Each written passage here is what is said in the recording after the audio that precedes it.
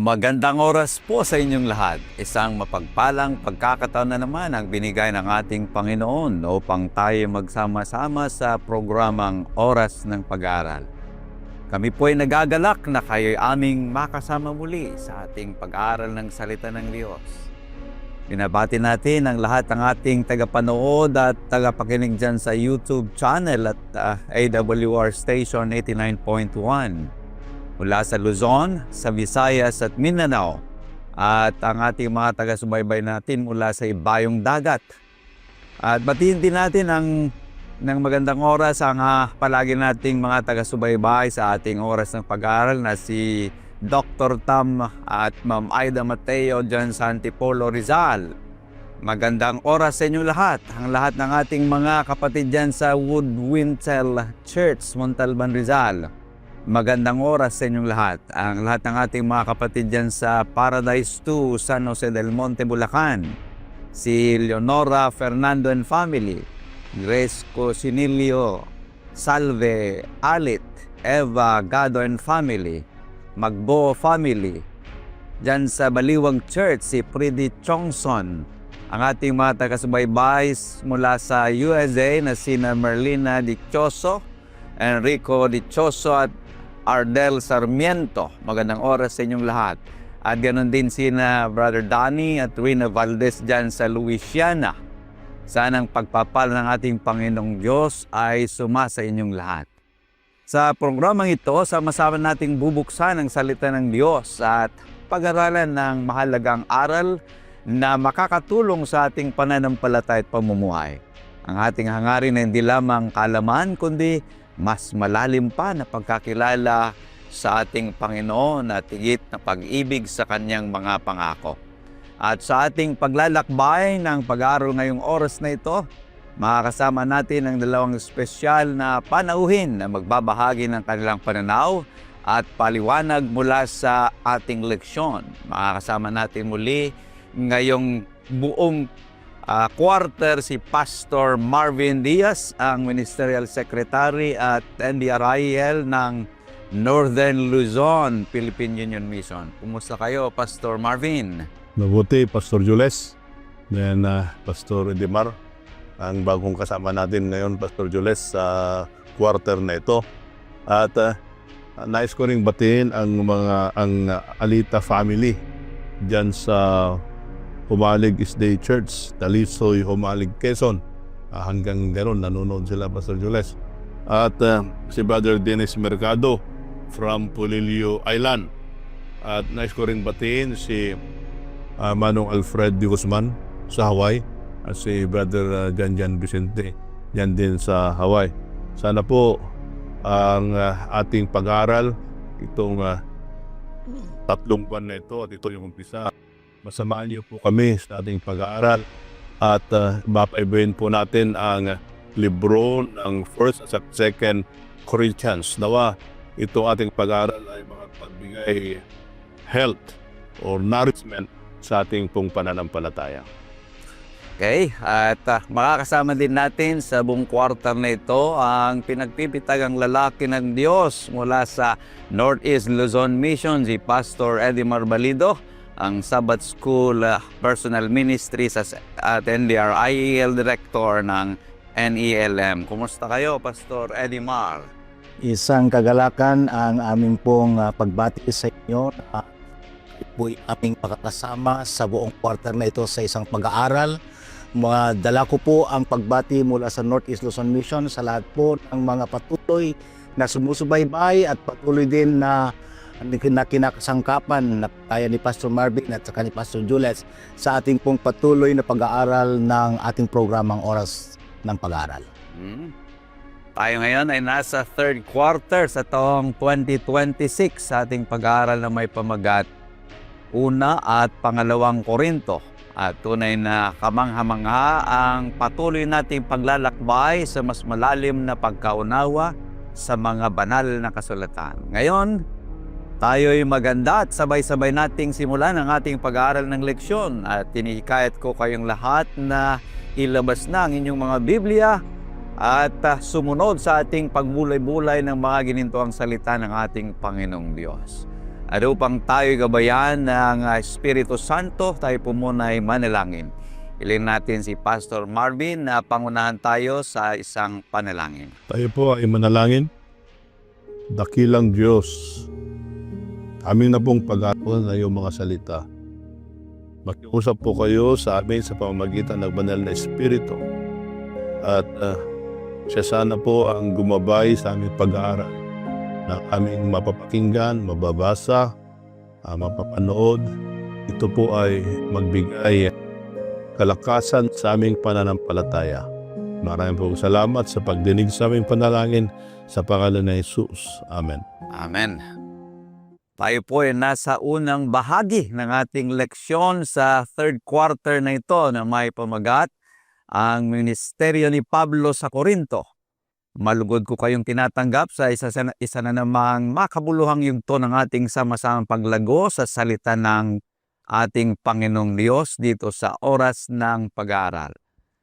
Ngayong oras na ito ay formal na nating bubuksan ang ating pag-aaral para sa third quarter ngayong 2026. At sa buong quarter na ito, sama-sama nating hihimayin, unawain at isa sa pamuhay ang mga makapangyarihang mensahe mula sa dalawang aklat ng Bagong Tipan na isinulat ni Apostol Pablo, ang una at pangalawang Korinto. At ang ating talatang sasauluhin ay matatagpuan sa mga gawa 18, 9 at 10. Mga gawa 18, talatang 9 at 10. Isang gabi, sinabi ng Panginoon kay Pablo sa isang pangitain, huwag kang matakot, kundi magsalita ka at huwag kang tumahimik, sapagkat ako'y kasama mo at walang taong gagalaw sa iyo upang saktan ka, sapagkat marami akong tao sa lungsod na ito. Kaibigan, bago natin himay-himayin ang mga talata, simulan muna natin sa ating mabilis na background para mas maintindihan natin ang konteksto ng mga sulat na atin pong binasa. Sinulat ni Apostol Pablo ang unang Korinto noong siya ay nasa Efeso bandang taong 54 hanggang 55 AD, habang nasa kanyang ikatlong paglalakbay bilang misyonero. Dalawang bagay ang dahilan kung bakit niya ito sinulat. Una, nakatanggap siya ng balita mula sa pamilya ni Chloe na may mga pagkakapangkat-pangkat at mga isyong moral sa loob ng iglesia sa Korinto. Pangalawa, sumagot din ito sa mismong sulat na ipinadala ng mga taga-Korinto sa kanya, kung saan humihingi sila ng gabay tungkol sa mga praktikal na buhay Kristiyano at mga doktrina. Ang ikalawang Korinto naman ay sinulat niya kinalaunan, malamang noong siya ay nasa Macedonia bandang taong 55 hanggang 56 AD. Dito mas mararamdaman natin ang emosyon at personal na puso ni Pablo. Bakit? Dahil bago ito sinulat, duman muna si Pablo sa matinding hindi pagkakaunawaan, pagtatakwil at kalaunay makikipagkasundo sa iglesia matapos ang kaniyang tinatawag na malungkot na pagdalaw at isang sulat na nakapagpapalungkot. Ang sulat na nakapagpalungkot ay ang sulat na pinadala ni Apostol Pablo sa mga taga-Korinto na may dalang matinding pagsaway, babala at pagtutuwid. Hindi ito ang mismong unang Korinto o pangalawang Korinto, kundi isang hiwalay na sulat na ipinadala ni Pablo sa pagitan ng dalawang aklat na ito na nawala sa kasaysayan. Tinawag din ng mga eksperto bilang sorrowful letter or the lost letter. At makikita sa aklat na ito ang isang relasyong maayos na, pero medyo marupok pa. Kaya naman sa oras na ito, kaibigan, silipin natin ang ministeryo ni Pablo sa Korinto. Makikita natin na ang iglesyang ito ay punong-puno ng problema. Mga isyong hindi nalalayo sa mga pinagdadaanan ng mga iglesia natin ngayon, kahit sa 2,000 taon nang nakalipas. Sa totoo lang, mayroon ba namang grupong Kristiyano na walang problema? Siyempre, wala. Ngunit sa kabila ng mga hamong ito, hinarap sila ni Pablo gamit ang mensahe ng krus. Ang pananatiling tapat sa mensaheng ito ang susi natin ngayon upang mapagtagumpayan din natin ang mga sariling hamon. Sa buong katapatan na ito, makikita natin kung paano ang mga sulat na ito ay pwedeng magbago sa ating buhay ngayon. At sa ating pagpapatuloy, may 3 punto na mahalagang katotohanan sa ating leksyon na ating pag-aralan ngayon. Ang lahat ay nag-uumpisa sa letter C. Unang punto, called to serve. Pangalawang punto, Christ to proclaim. At ang pangatlong punto, confident in spirit. Isa-isahin natin ito mga kapatid. Sa unang punto, called to serve. Sa unang bahagi ng ating pag-aral, titingnan natin ang naging buhay ni Aquila at Priscilla at kung paano naging krusyal ang papel nila sa ministeryo ni Apostol Pablo. Ang kanilang kwento ay isang magandang halimbawa ng pagpapasya, pagtutulungan at paggamit ng pang-araw-araw na buhay para sa layunin ng Diyos. At upang mapalalim ang ating pag-unawa, pagnilay-nilayan natin ang mga sumusunod na tanong na ito'y sasagutin ng ating mga guests sa oras na ito. Ang unang tanong, bakit naging makabuluhan ang pagkikita ni na Pablo, Aquila at Priscilla? Pangalawang tanong, anong pinapakita ng pagtutulungan ni Aquila at Priscilla tungkol sa magkasamang paglilingkod o shared ministry? At ang pangatlong tanong, paano magagamit ng Diyos ang ating mga hanapbuhay o propesyon bilang kasangkapan sa kanyang misyon? Pagkatapos ng ating discussion ay tingnan naman natin kung ano ang aplikasyon nito sa ating buhay ngayon bilang isang nananampalataya. Mula sa ating mga binasa na mga tanong at sa unang punto, Pastor Marvin, ano ang iyong masasabi sa ating leksyon ngayon? Maganda, Pastor Jules. Pastor, ito pag-aaral natin. Pag titignan natin, lalo doon sa ating key text, ang sabi doon ay by night, anong nangyari kay Paul? Naka-receive siya ng vision. Ang vision ay punta siya sa Corinto at nasa Ephesus siya doon in time, doon sa ginawa mo siyang introduction. Pagkatapos niyan, at nung pumunta siya doon, ano bang sabi doon sa verse 18:1 ng mga gawa? Anong sabi doon? Pagkatapos ng mga bagay na ito, umalis siya sa Atenas at napa sa Corinto. Ito yung movement ni Pablo. Nasa Athens siya, o nasa Ephesus siya, then ang sabi na, you move, siya na pupunta sa Corinth. Pag titingnan natin, ito yung church planter na may vision. Na sabi niya doon, you move. Hindi lang siya, pwede na siya nang mag-settle doon sa Ephesus eh. Pero sabi ng Panginoon, hindi. So, pag titingnan natin, ito ay nangyari during the third missionary journey. At nung dumating siya doon, mayroon siyang acquaintance. Yung binanong kanina, doon sa ating introduction, nandun si Aquila and Priscilla. Si Aquila and Priscilla, sila ay tent maker. Tent maker sila, pero sila ay, paano sila nakarating doon sa Corinto? Yun ay, doon yung pinalis sila doon sa mga lugar nila. Then, kasi yun may mga business sila na gano'n, nakarating sila doon. Kaya, ang maganda doon, ang command kasi ni Claudius noon, yung mga Hudyo, talagang palayasin sila. Pero maganda yun kinuha nila yun na opportunity, itong si Aquila at saka si Priscilla, na kung saan magtanim sila ng church. At nagkataon naman na yung divine providence, nandyan si Pablo. So nagkita sila, then nagkaroon ng magandang relasyon ito. Kaya yung tanong kanina, ano ba kalagaan? Yung pag-meet ni Paul, ni Aquila at saka ni Priscilla. Maganda ito Ang church planting, may partner ka. Ito, nagka-partner sila.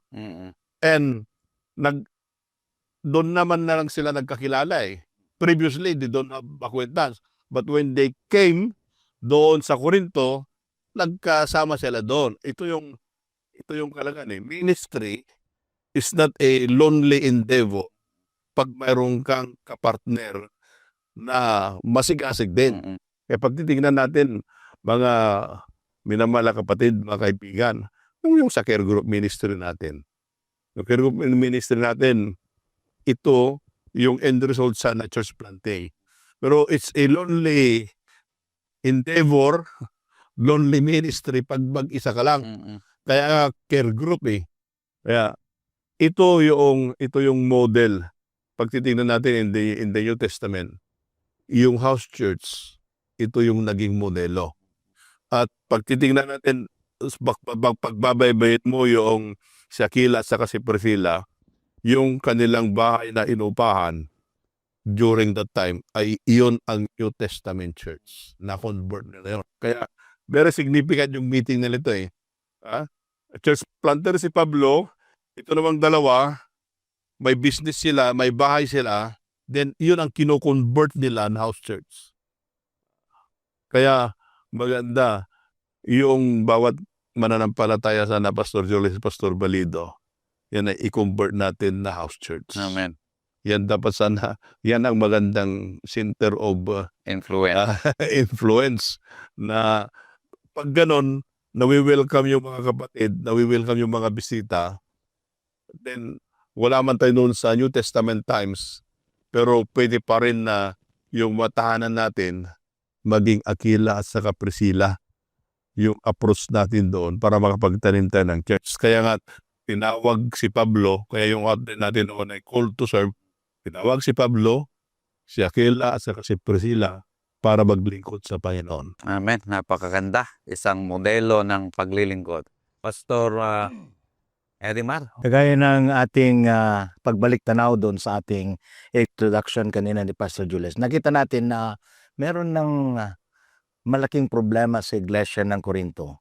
Kanya kung ating titingnan mga kapatid ay hindi naman po pwedeng tumigil ang gawain ng ating Panginoong Diyos.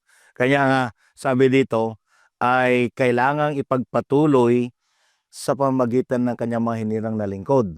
Kagaya ni Pablo, nila Priscilla at ni Aquila ay maging kasangkapan din ng ating Panginoong Diyos. Kaya nga ang point kanina, partnership yung kanilang gawain na iniatang ng ating Panginoong Diyos. Ibig sabihin, may panukala ang Diyos sa mga pagkakataong may problema na lumalago kaya lumalaki sa loob ng iglesia. Kanya nga kung ating titignan, ay maganda rin yung kaparaanan ng ating Panginoong Diyos. Kung balikan natin yung kwento ay naging self-supporting ang ministry ni Pablo, maging din si Priscilla at saka si Aquila. Pero ang maganda dito ay yung kanilang partnership ay hindi nagtatapos doon lang sa kanilang pansariling paghahanap buhay, kundi hindi sila tumigil sa kanilang patuloy na pagiging saksi sa mga tao. Kanya napakaganda na ating tignan ng ating mga panukala sa pagiging matapat na mga lingkod ng ating Panginoong Diyos. Sa ating lesson ay ipinagkaloob at sinasaysay mga bagay na ito upang makita natin na magkaroon tayo ng ng mas masagana at malagong paglilingkod. Kaya nga tinatawag natin dito yung parang incarnational, di ba? Yung kailangan butot laman ay talagang nasa dugo mo ang paglilingkod sa ating Panginoong Diyos. Kaya maaari na ito yung kaparaanan upang tayo maging patuloy na pagiging saksi sa ating paggawa ng ating gawain ng ating Panginoong Diyos na kanyang iniatang sa atin. Makita natin mga kapatid na mula pa sa ating pong teksto na ating binabaybay at pinapag-aralan ay tinawag tayo ng ating Panginoong Diyos.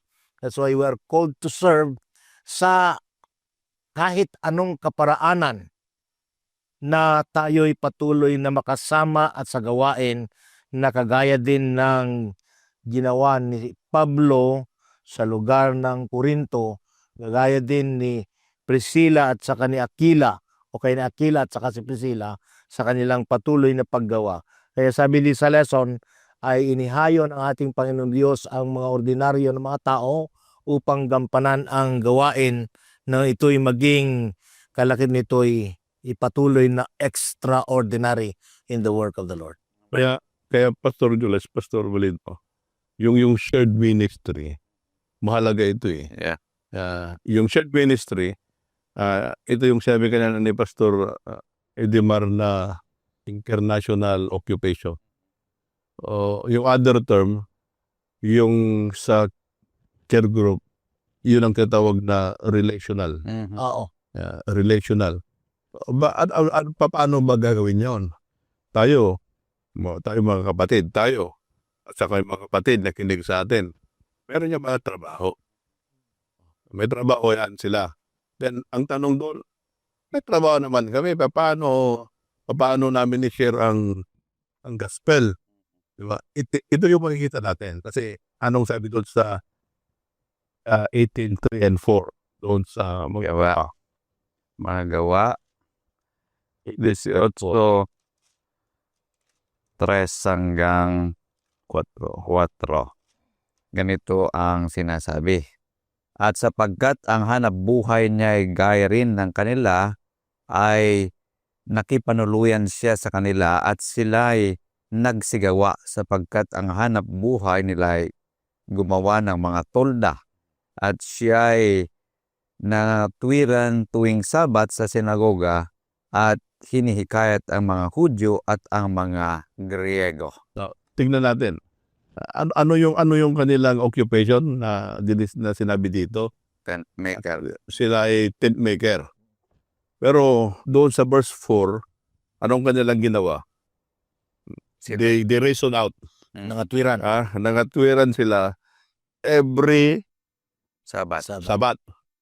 Ilang taon ba na namalagi si Pablo doon sa Corinto? 1.5. Ilang taon doon sa verse 11, sa 18:11, nanalagi sa doon ilang taon? At siya ay tumahan doon 1 taon at 6 na buwan na itinuturo sa kanilang salita ng Diyos. So nanahan sila doon na 1 year and 1.5. 6 months. So pag tinignan mo yun, Pastor Jules, Pastor Edimar, ito yung trabaho nila. Pero anong ginawa nila? Ginawa nila na yung trabaho nila ay ministry. Yung mga kapatid natin yon, nagtuturo ako, na-office ako, tricycle driver ako, farmer ako. Paano ko yun? Pero dito natin makikita na model. Yung model na ito, habang sila ay gumagawa, nagtatrabaho doon sa daily Hanap buhay. na hanap buhay nila, then that's the time, sineshare na rin nila yung gospel. Ito yung model ng church planting na family. Oo. Then later on, hindi lang yon, tuwing Sabado pa yon. Kaya pag sabihin nila na ang araw ng kapahingaan ay unang araw ng Sanglinggo, si Pablo nga anong nangyari kay Pablo? 1 year and 6 months siya na malagi. Tapos doon sa verse 4, sabi yun, every Sabat. Every Sabat yan. Pumupunta sila doon na nangaral, walang patid yun. Kaya ibig sabihin yun, ay kasi yung pangalawang tanong doon ay ano ba yung partnership ni Aquila at saka ni Paul? Ito yung tinatawag na shared ministry.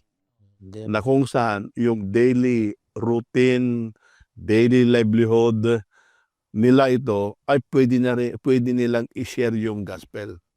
Ito yung lifestyle evangelism. Hindi siya event na may pangaral dito, doon lang tayo makikisangkot. Hindi. Yun ay while working, they are planting the church. They are looking for people na ilapit nila sa Panginoon. Kaya maganda ito. Kaya pag yun ang naging bahagi ng buhay ng mananampalataya, lalago ang iglesia. Kaya very significant yun Then ito yung kaya yung pangalawang tanong doon, ito yung profession mo. Kasi yung tanong doon ay how can God use our profession as tool for mission? Yung trabaho ko, yun yung platform. Yun yung pulpit ng mission ko. Dapat yun ang maintindihan ng mga kaibigan natin at sa mga kapatid. Yung trabaho natin, yun ang pulpito. Hindi doon sa church. Yung sa church, yun yung Sabado na pulpito mo. Pero during the weekdays, ang platform mo, ang pulpito mo, yung occupation mo, Yun, platform for your mission. yun yung sinasabi din sa ASI na sharing Christ in the marketplace. Na kung saan, kung ano yung trabaho mo, doon ka magsaksi. Tama. Doon ka gagamitin ng Panginoong Diyos. Say for example, marami kang mga tauhan, ay kailangan yung mga tauhan mo makita nila kung gaano ang pamumuhay ng isang nananampalataya. Kasi marami sa banal na kasulatan ng mga ehemplo, Pastor Marvin at Pastor Edimar, na kung saan ay sila ay naging ilaw sa mga pinagtatrabahuan nila. Si Nehemiah, si Jose, si Daniel at iba pa. Sila ay nagsaksi doon sa kanilang mga trabaho. So, kailangan na ito yung gamitin din ng bawat isa sa atin, na kung saan sinabi nyo na kanina, kung saan man tayo naroroon, kailangan maging ilaw tayo doon. Kung ano yung trabaho natin, kagaya ni Pablo, Yun ang pulpito natin. yun ang pulpito natin. Ang maganda doon talaga ay yung isinakabuhayan mo na. Mm-mm. Pagiging lifestyle mo na yung yung ating pangangaral, pagiging saksi sa lahat ng mga tao. Okay.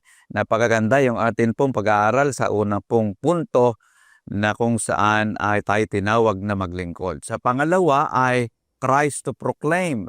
At sa bahagi ito, ililipat natin ang ating focus sa pinakapuso ng mensahe ni Pablo, na kung saan ito ang ating Panginoong Hesus. At sa gitna ng isang mundong mahilig sa filosofiya at karunungan ng tao, pinili ni Pablo na itampok ang krus ni Kristo.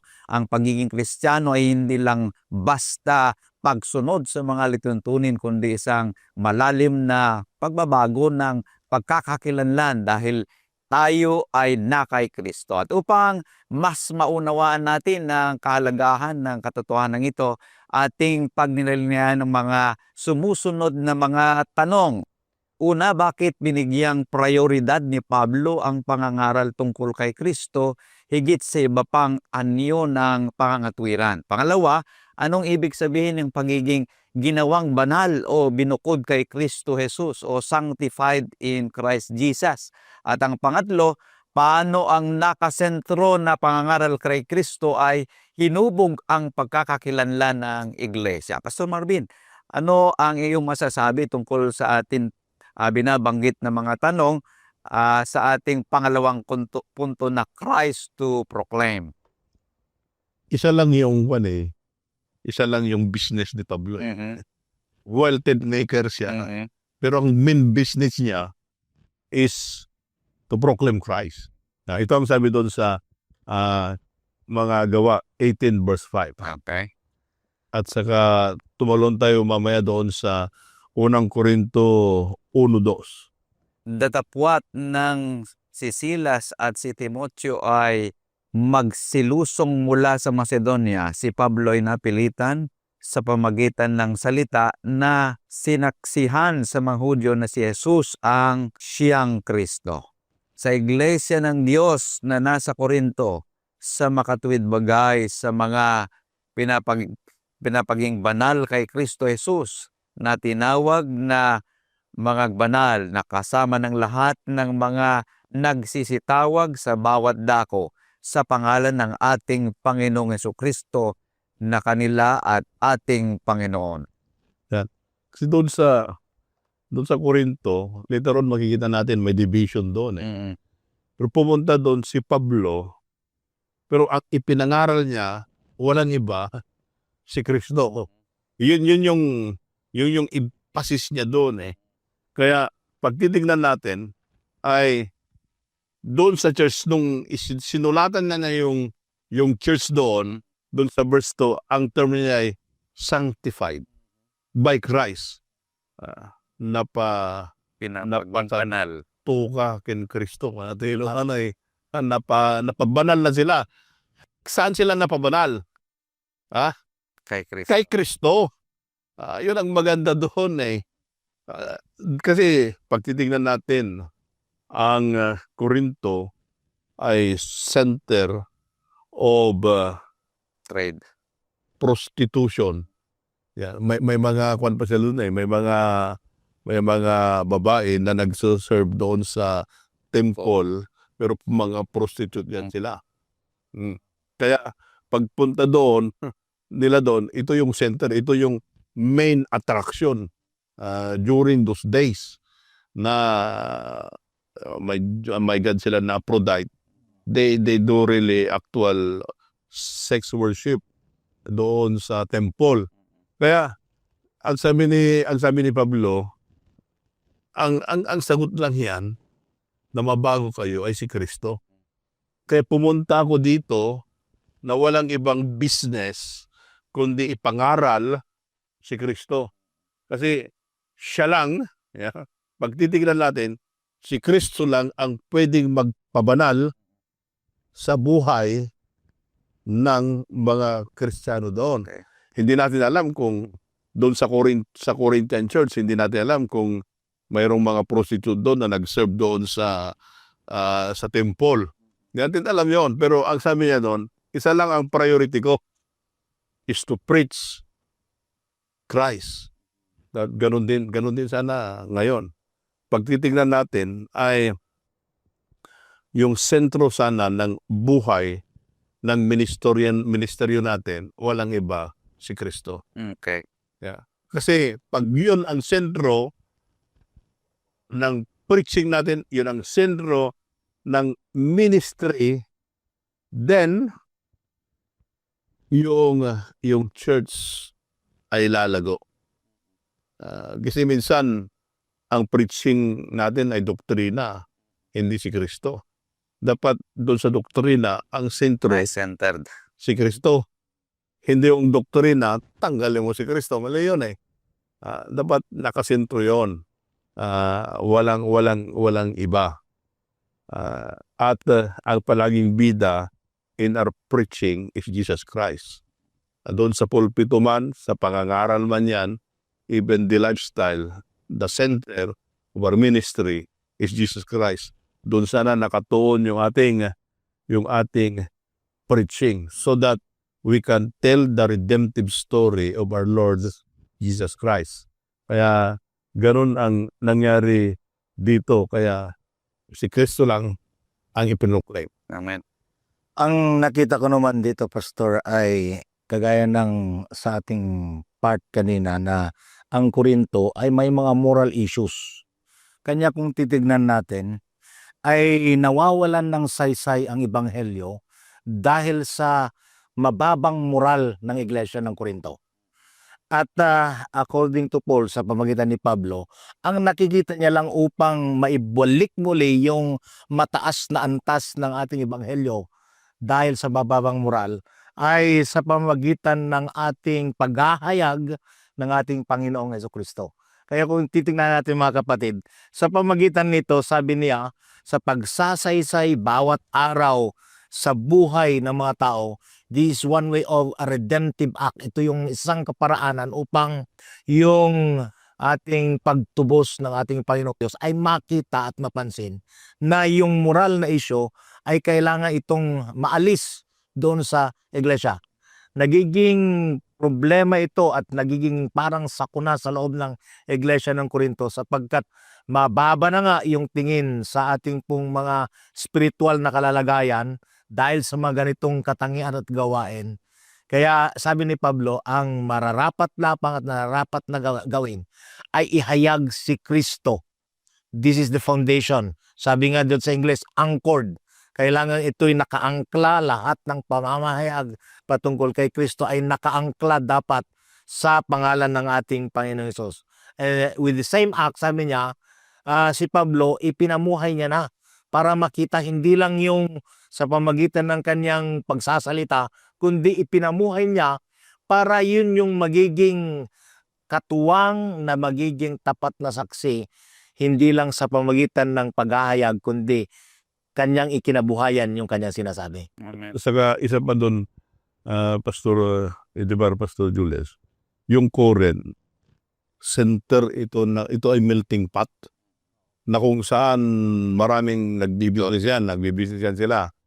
Then, they love philosophy. Ito yung mga kuwan nila. Kaya tinitignan kung sino yung mga tao na mga marunong.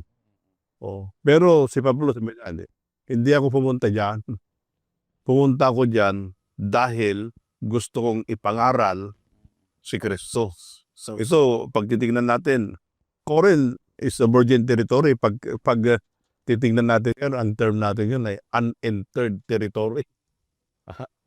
At itong unentered territory na yan, magkakaroon lang ng pagtatanim yan ng iglesia kung ang i-preach natin ay si Kristo. Amen. Ito yung naging dahilan kung bakit itong mga taga-Korinto ay mahal na mahal ni Pablo. Pag yung isang tao ay ininvest mo yung buhay mo at itong yung fruit, yung investment mo doon ay nakita mo yung result. Kaya ang tawag ni Pablo doon, kanina doon sa Corinto ay sanctified. Sanctified in Christ Jesus. Hindi sanctified by Paul. Kasi later on, makita natin, may division dito eh. Kaya ang palaging pinopokus ni Paul dito ay si Kristo. Then, ang isa pang tanong kanina, paano na Christ-centered yung ating preaching? Na yun ang humuhubog yung identity natin. Kinakailangan yun. Mahalaga yun sa isang buhay ng nabago kay Kristo.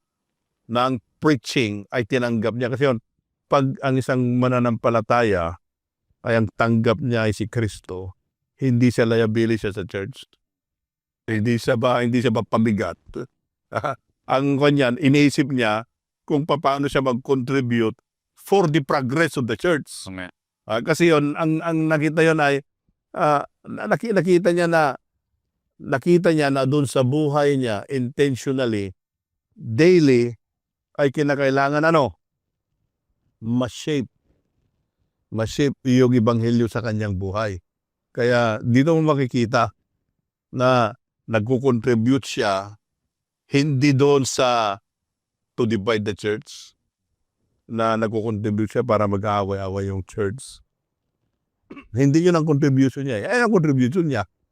Ang contribution niya ay magbigay growth doon sa church. Ito yung makikita natin na talaga na once we proclaim the church, nag-i-expand yan eh. Kaya yung mga new converts sa Corinth, dahil tinanggap nila si Kristo, lumago yun eh. Later on, sino yung mga nagkukos ng mga division doon sa church? Yung mga hindi na convert. Meron tayong mga sinasabi na you cannot give what you do not have. Ito kasi yung na tutunan ni Apostol Pablo sa Road of Damascus nung nakilala niya ang ating Panginoong Jesucristo, na kung ito yung nagpabago ng kanyang buhay. Kanya gusto niya rin na ito yung ipangaral niya sa mga tao na sa pamagitan lamang ng Panginoong Jesucristo mabago ang buhay.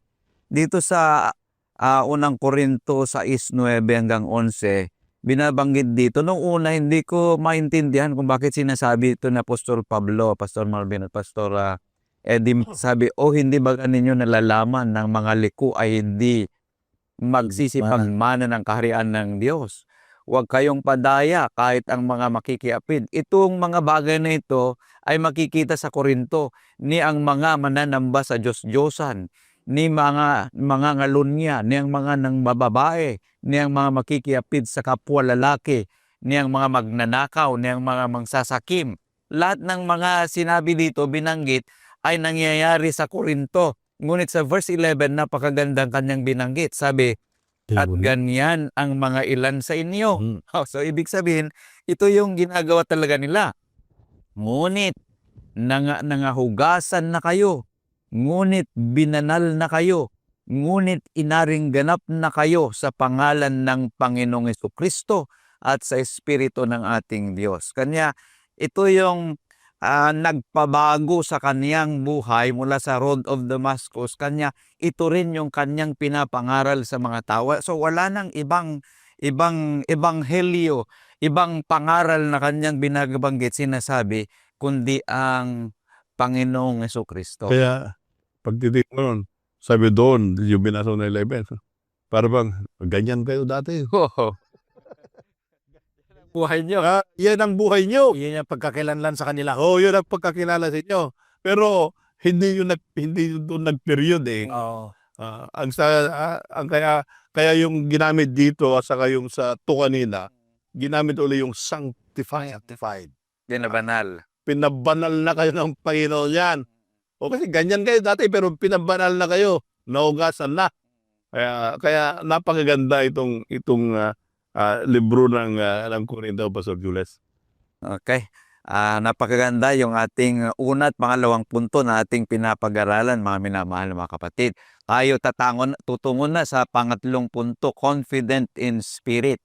Ang iglesia ay hindi lamang isang gusali, ito ay isang komunidad na binubuo at pagmamay-ari mismo ito ng ating Panginoong Diyos. Sa bahaging ito, titingnan natin kung paano binago ng biyaya ng Diyos ang mga mananampalataya sa Korinto mula sa kanilang dating pamumuhay.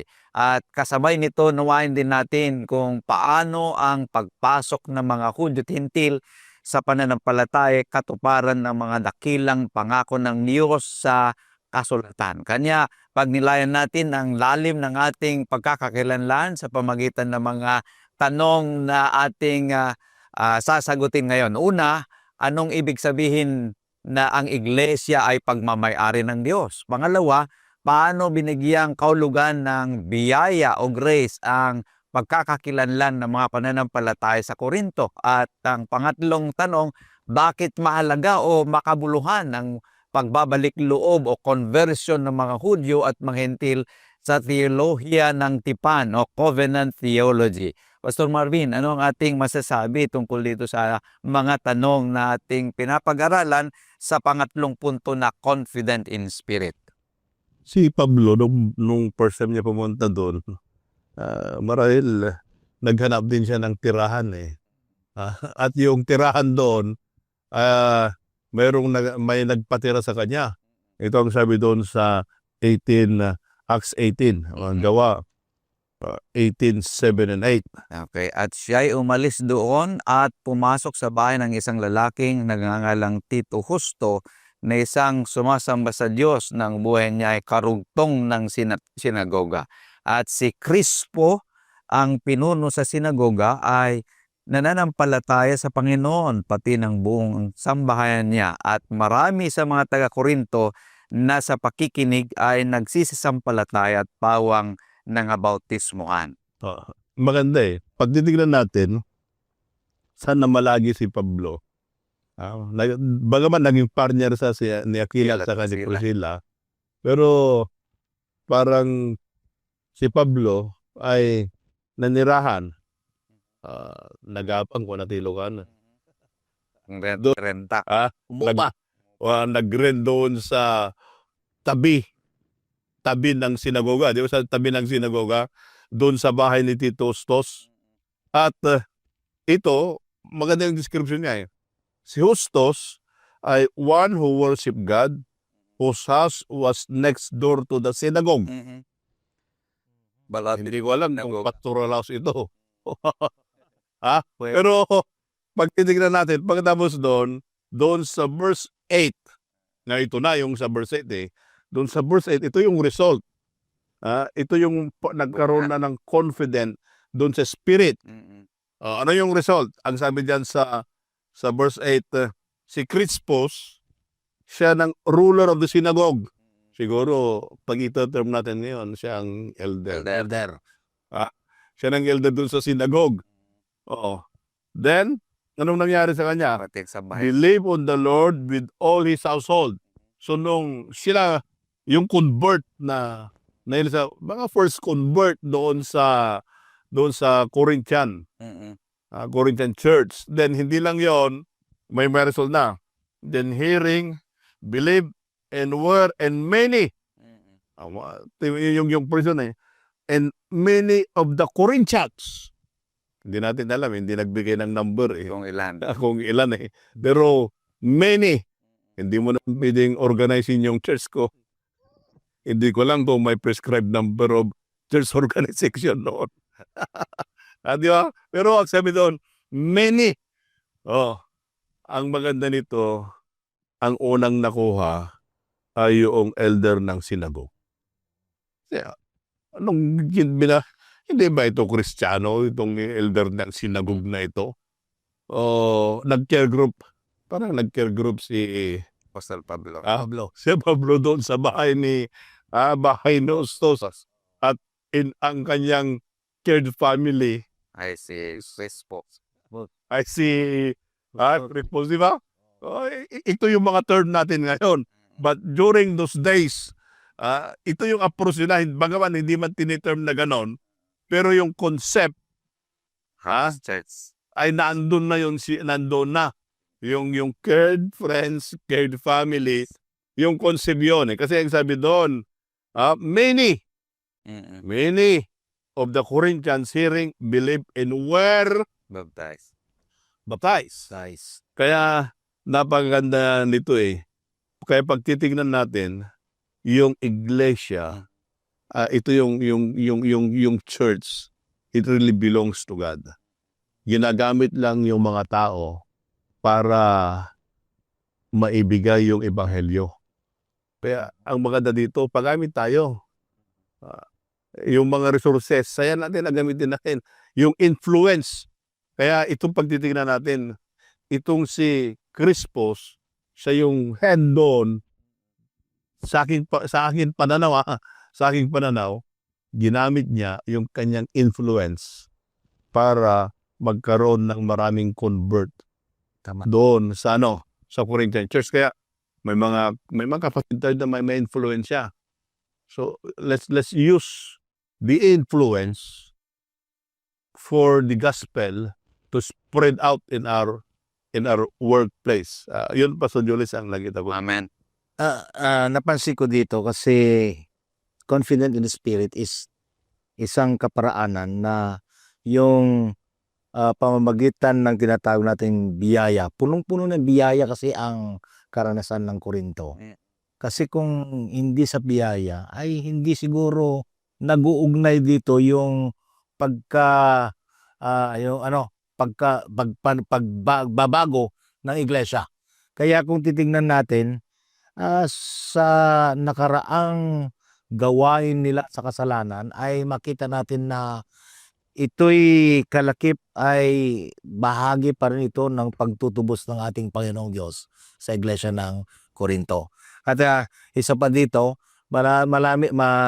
yung ginagamit yung salitang kapayapaan at biyaya ay nag-uugnay ito sa isang relasyon ng Panginoong Diyos na sanay ang iglesia ay mabago sang-ayon sa kagustuhan ng ating Panginoong Diyos. Regardless of the culture, yung mga kultura nila, yung ethnicity, ay talagang ang gawain nangyayari, nagagawa, sapagkat ito'y biyaya ng ating Panginoong Diyos mula sa ating Panginoon. Kinakasangkapan lang, kagaya nila Pablo, sa gawain, kagaya na sinabi ni Pastor Marvin kanina, na gumamit ang Panginoon ng isang kaparaanan upang matugunan ang mga tao mula sa iglesia ng Korinto. Mhm.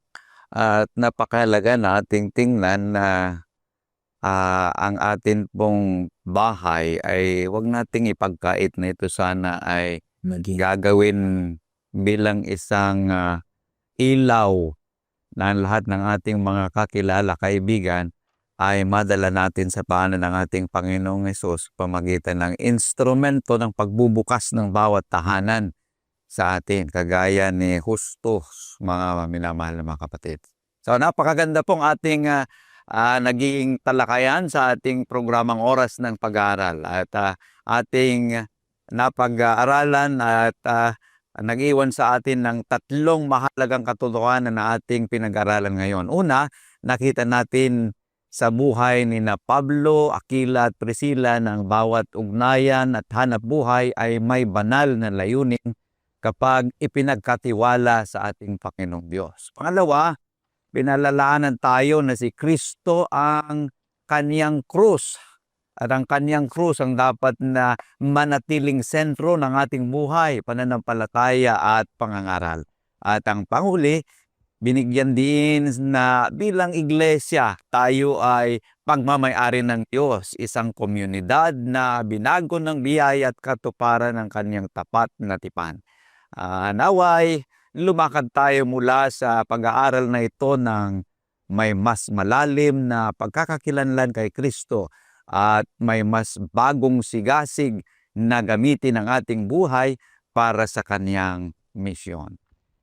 Bago tayo magtapos, mga minamahal na mga kapatid, ay makinig muna tayo ng isang awitin at pagkatapos niyan ay hilingin natin si Pastor Edimar na pangunahan tayo sa panghuling panalangin.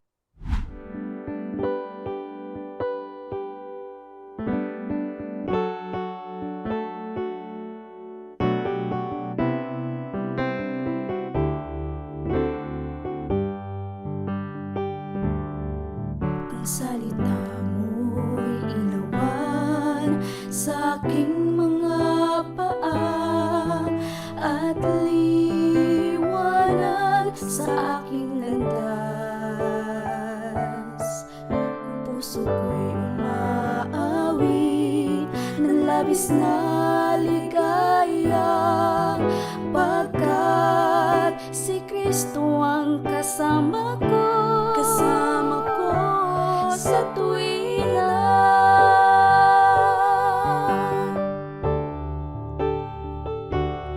Agos ng tubig sa batis, hampas ng alon sa dagat, pangako mo ay hindi magbabago.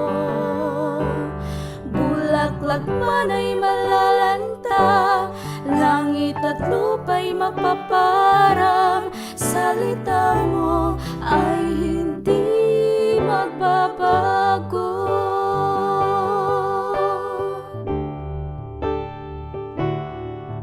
Ang kaligayahan ko nasa Panginoon, buong buhay ko'y purihin ang pangalan mo. Nais kong ika'y sundan, kamay ko ay hawakan upang makamtan ang buhay na walang hanggan.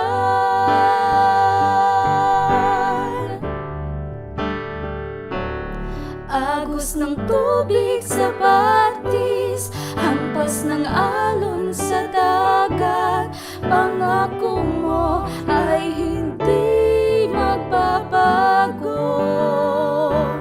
Bulaklak man ay malalanta, langit at lupa'y mapaparang, salita mo ay hindi magbabago. Agos ng tubig sa batis, hampas ng alon sa dagat, pangako mo ay hindi magbabago. Bulaklak man ay malalanta, langit at lupa'y mapaparang, salita mo ay hindi magbabago. Salita mo ay hindi magbabago.